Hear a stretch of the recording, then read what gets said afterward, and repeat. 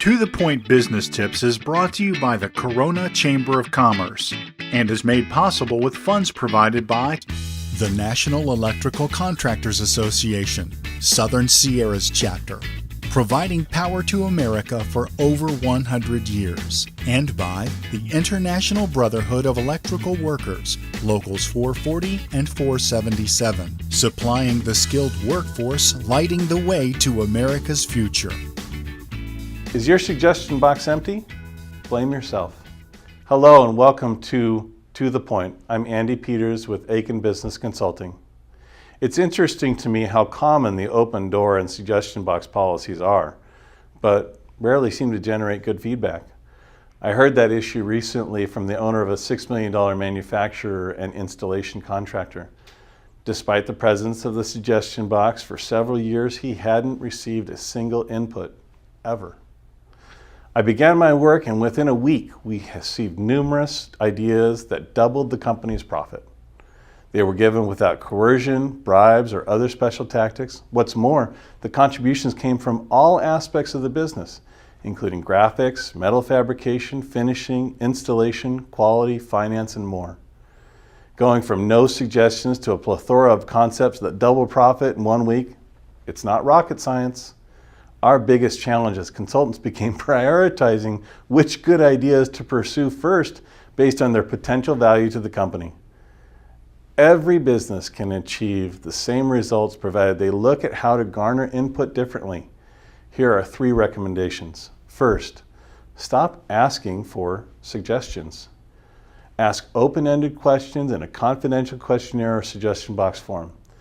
In the case of the manufacturer, we sent a confidential survey asking team members this question: the company would be more successful if we did the following.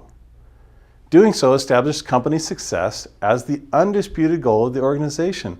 It elicits a response, but perhaps more importantly, it asks the employee to acknowledge their responsibility. It invites an admission and a solution.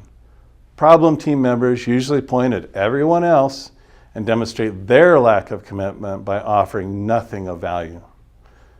Not surprisingly, some people whose responses can be characterized in this way also happen to have supervisory and managerial titles.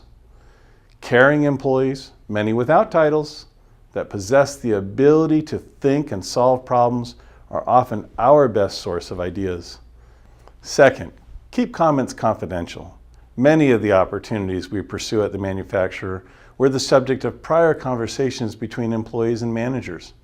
Often, team member insights and requests for support can be misconstrued by weak and insecure supervisor as a challenge to their authority. To counter this, don't run to management and share the suggestions. Instead, visit the area and observe operations where an opportunity was purported to exist. Without singling out the person who directed you to the target of opportunity, ask simple, curious, and skeptical questions. Often the employee will be present but unidentified. Don't challenge or question the authority of the person responsible for the area.